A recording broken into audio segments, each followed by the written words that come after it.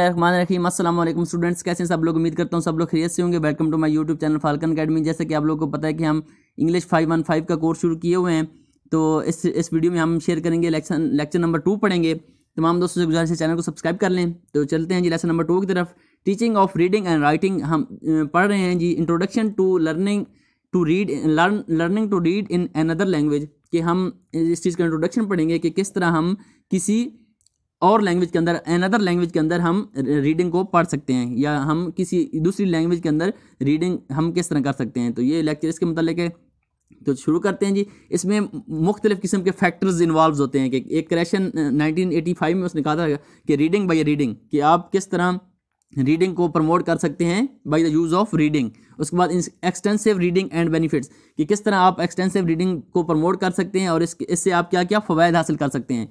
तो उसके साथ साथ नेक्स्ट है जी, reading material need to be much more controlled, और जो रीडिंग मटेरियल आपका होगा उसको मच मोर कंट्रोल्ड फॉर्म में होना चाहिए, वो उस पर आपका पूरा कंट्रोल होना चाहिए, तब ही आप किसी दूसरी लैंग्वेज के अंदर आप रीडिंग कर सकते हैं। उसके बाद प्री टीचिंग टेक्निक्स होती हैं कुछ, उनको इस्तेमाल करते हुए आप इस चीज़ को प्रमोट कर सकते हैं। उसके बाद finding effective methods of promoting L2 vocabulary, उसके बाद आपको मुख्तलिफ मेथड को फाइंड करना होगा जिससे जो L2 की वोकेबलरी है उसको आपने प्रमोट करना है, उसको आपने इन्हांस करना है। तो ये वो मुख्तलिफ फैक्टर्स की बात कर रहे हैं जिन पे आप अमल करके किसी दूसरी लैंग्वेज के अंदर आप रीडिंग को प्रमोट कर सकते हैं या रीडिंग कर सकते हैं। फर्दर फैक्टर्स इसमें हैं जी, recent research on reading fluency, आप रीडिंग फ्लुएंसी को डेवलप कर सकते हैं। उसके बाद teacher need to focus on most useful words, और किसी भी लैंग्वेज में जो मोस्ट यूजफुल वर्ड्स होते हैं उन पे आपने फोकस करना है और अपने बच्चों को आपने वो चीज़ पढ़ानी है। डायरेक्ट इंस्ट्रक्शन, उसके बाद extensive reading and multiple exposure, तो आपने डायरेक्ट इंस्ट्रक्शन देनी है बच्चों को, एक्सटेंसिव रीडिंग का आपने इस्तेमाल करना है, और मल्टीपल एक्सपोजर,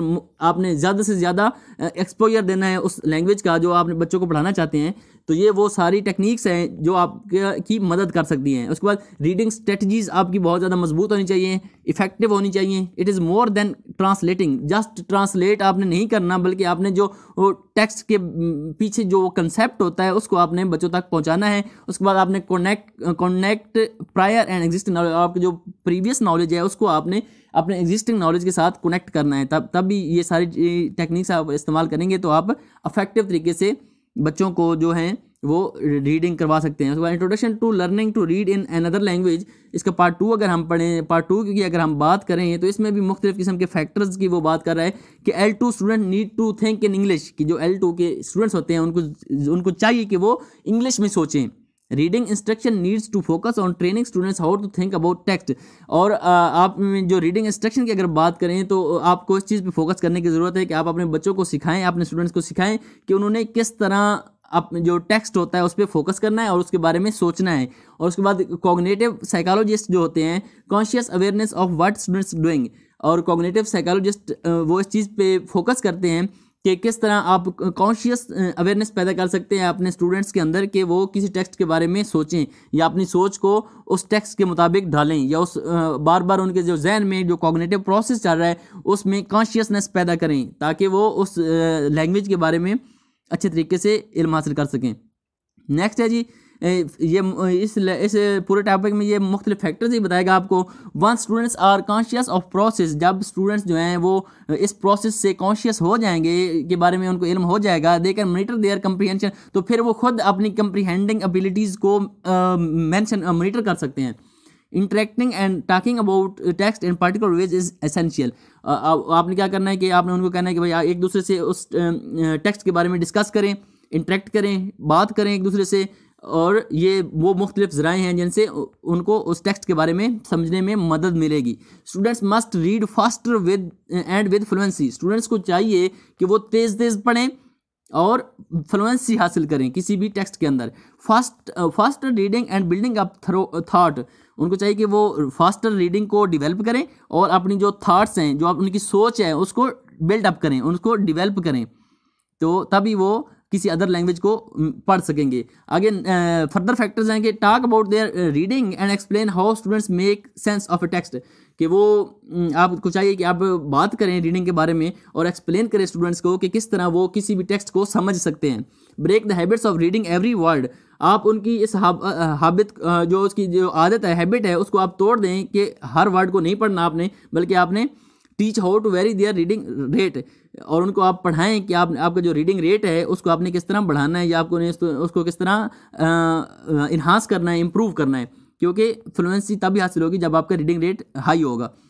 आगे वो teaching of reading and writing, principles of teaching reading, meaning teaching reading, उसके बाद मीनिंग फोकस्ड इनपुट, ये वो उन 4 स्ट्रैंड्स की जो हमने बात की थी उनको अब वो एक्सप्लेन करेगा कि फोकस्ड मीनिंग फोकस्ड इनपुट क्या होती है। ये 4 प्रिंसिपल्स हैं रीडिंग के। पहला प्रिंसिपल है जी meaning focused input. Meaning focused input involves learning L2 through reading, कि किसी भी L2 को आपने लैंग्वेज, किसी भी दूसरी सेकंड लैंग्वेज को आपने सीखना है तो उसके लिए जो इनपुट इन्वॉल्व होती है उसको जो हम but involve learning L2 through reading, के हम थ्रू रीडिंग जो भी L2 को हम सीखने की कोशिश करते हैं, जो हमें इनपुट मिलती है उसको हम L2 कहते हैं। उसके बाद मेन फोकस और अंडरस्टैंडिंग एंड गेनिंग नॉलेज, और हमारा जो मेन फोकस होता है वो अंडरस्टैंडिंग और इल्म हासिल करने पे, गेनिंग नॉलेज भी होता है। Most of what learner read is familiar, और इनमें से जो मोस्टली पार्ट होता है वो ऑलरेडी फेमिलियर होता है। जो होते हैं लर्नर्स, उनको learners are interested in the input, जो लर्नर्स होते हैं वो इंटरेस्टेड होते हैं इनपुट के अंदर, क्वालिटी ऑफ रीडिंग, तो इससे जो उनकी जो क्वालिटी ऑफ रीडिंग है वो इम्प्रूव होती है ऑटोमेटिकली। तो जो मीनिंगफुल फोकस्ड इनपुट होती है वो आपकी मदद करती है कि आप L2 को किस तरह पढ़ सकते हैं, और मोस्टली स्टूडेंट्स इनमें से फेमिलियर भी होते हैं। उसके बाद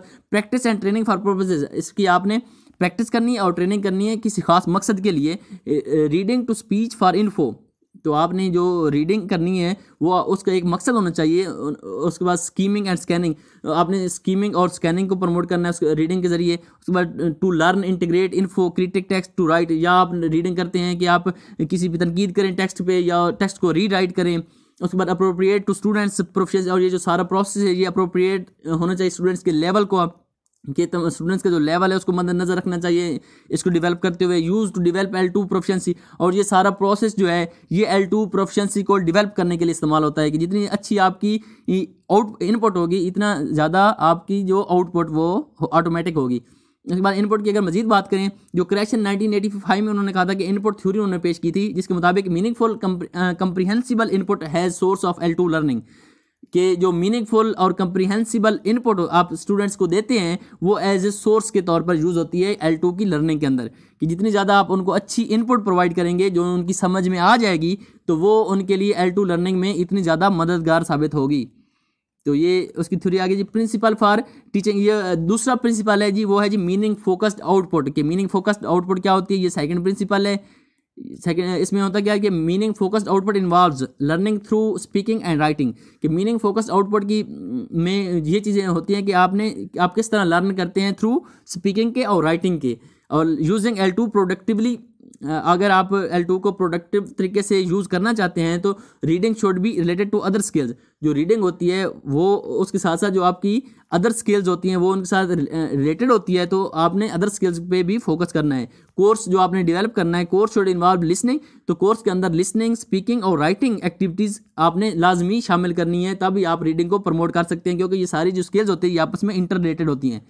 तो नेक्स्ट अगर हम बात करें तो learners read write and talk about things that are largely familiar, जो लर्नर्स होते हैं वो पढ़ते हैं, लिखते हैं और बात करते हैं उन चीज़ों के बारे में जो उनको ऑलरेडी फेमिलियर होती हैं। Main goal is to convey the message to someone else, main मकसद उनका ये होता है कि वो किसी दूसरे को अपना मैसेज कन्वे कर सकें। Small proportion of language they need is not familiar, जो स्मॉल पोर्शन ऑफ लैंग्वेज होता है जो इसकी उनको ज़रूरत होती है वो फेमिलियर, उससे वो फेमिलियर नहीं होते। यूज़ ऑफ कम्युनिकेशन स्ट्रेटजीज़, आपने उनको टीच करना है कि किस तरह वो इफेक्टिव तरीके से कम्युनिकेशन या कम्युनिकेशन की जो स्ट्रेटजीज होती हैं उनको किस तरह वो यूज़ कर सकते हैं।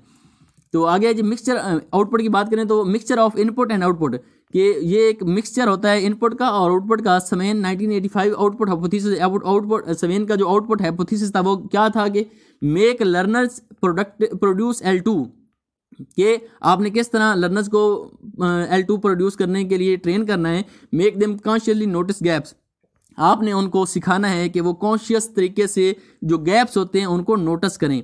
तो इस तरीके से ये सवेन आउटपुट हाइपोथेसिस ये था कि आपने जो बच्चों को L2 सिखानी है तो आपने उनको ट्रेन करना है कि वो कॉन्शियस तरीके से जो गैप्स हैं उनको नोटिस कर सकें।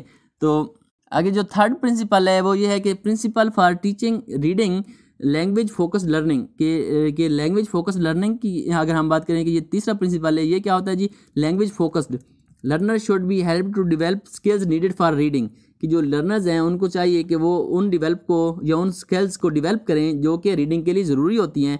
L2 reading course should focus on सब स्किल, जो L2 रीडिंग कोर्स होता है उसको चाहिए कि वो फोकस करता हो सब स्किल्स के ऊपर भी।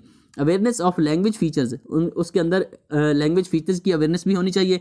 मिसाल के तौर पर लैंग्वेज फीचर कौन से होते हैं, फोनेमिक हो गया, फोनेमिक अवेयरनेस एक्टिविटीज़ उसके अंदर इंक्लूड होनी चाहिए।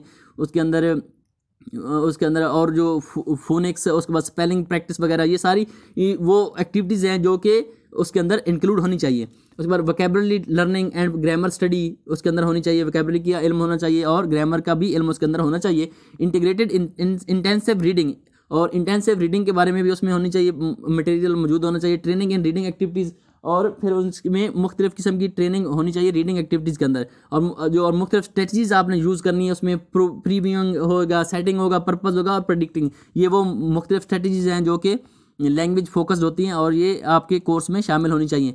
और लैंग्वेज फोकस की अगर मजीद बात करें तो उसमें वगैरह पोजिंग क्वेश्चंस, इसमें क्वेश्चंस होने चाहिए कनेक्टिंग टू बैकग्राउंड नॉलेज, जो जिनका तल्लक बैकग्राउंड नॉलेज के साथ हो। उसके बाद paying attention to text structure, उसके बाद जो टेक्स्ट स्ट्रक्चर होता है उस पर अटेंशन देनी चाहिए आपने। उसके बाद गेसिंग वर्ड्स फ्राम कॉन्टेक्स्ट, आपने स्टूडेंट्स से गेस करवाने, कॉन्टेक्स्ट के अंदर से मुख्तलिफ वर्ड्स को आपने गेस करवाना है। उसके बाद क्रिएटिंग एंड रिफ्लेक्टिंग, और उस पर आपने तनकीद करनी है और उस पर आपने रिफ्लेक्ट करना है। तो ये सारी चीज़ें लैंग्वेज फोकस्ड के लिए, इन चीज़ों का फोकस जो होता है वो लैंग्वेज के ऊपर होता है या लैंग्वेज के मुख्तलिफ फीचर्स के ऊपर होता है।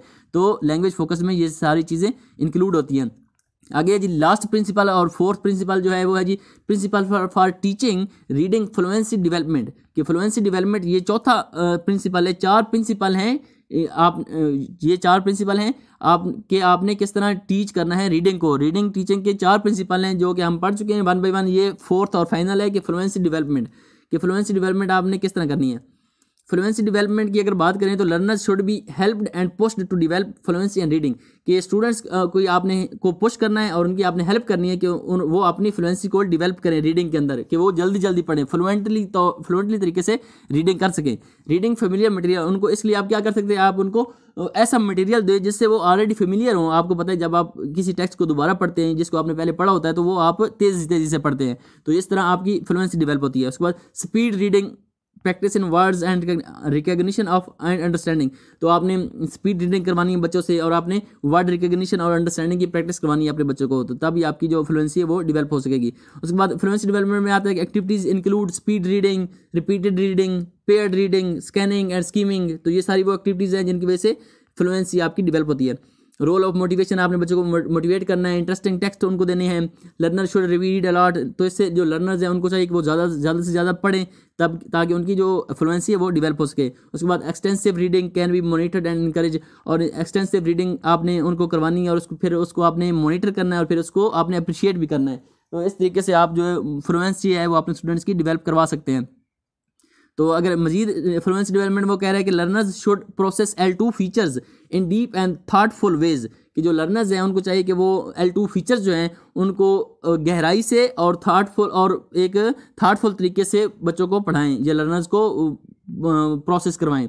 उसके बाद it can help raise consciousness to help later learning, तो ये जो सारी चीज़ें हैं ये कॉन्शियस तरीके से जो लर्निंग होगी उसमें मददगार साबित होगी। और ये 4 स्टैंड्स आर रीडिंग कोर्स, और ये जो 4 स्टैंड्स हैं और जो रीडिंग कोर्स है ये आपका ये सारे 4 आपके प्रिंसिपल हैं जो कि 4 स्टैंड्स भी हम इनको कहते हैं, और ये आपके रीडिंग में आपकी हेल्प करते हैं। तो इसके साथ आपका जो लेक्चर नंबर 2 है वो कंप्लीट होता है। अगर आपको कोई क्वेश्चन होता है कमेंट सेक्शन में ज़रूर पूछा करें। अपना ख्याल रखिएगा और अपने इस चैनल का भी। अल्लाह हाफिज़।